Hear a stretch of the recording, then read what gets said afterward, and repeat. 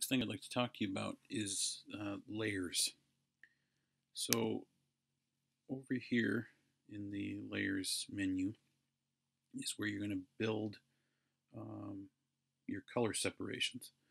This is important, particularly if you're going to use digital designs for things like silkscreen prints, but also just for the cleanliness and tidiness of one color tucking under another, which happens with Formline.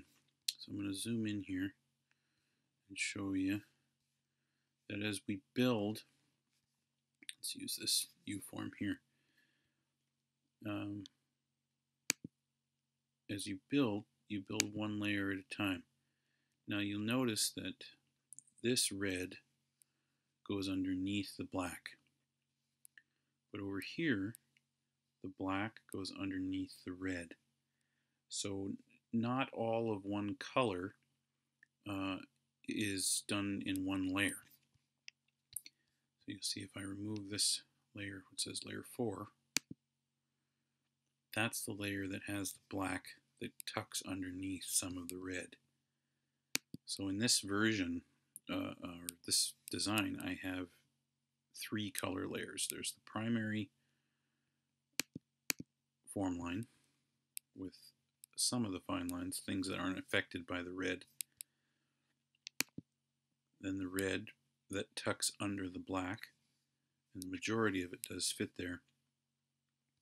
But then there's some black that needs to tuck under the red that I've put in these in this layer to keep those separate. You use as many layers as it takes. Now, if you are translating this into something that does need to be hand printed, there is a matter of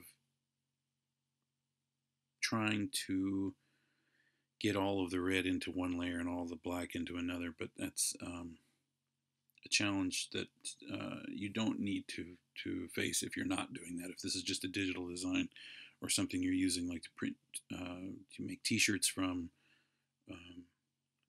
or other reproduced items for sale that you don't need to worry about. This is a lot of fun.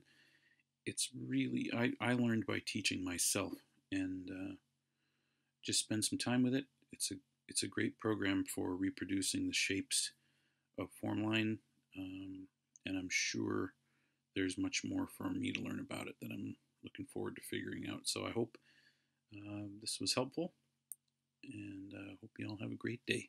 Thanks.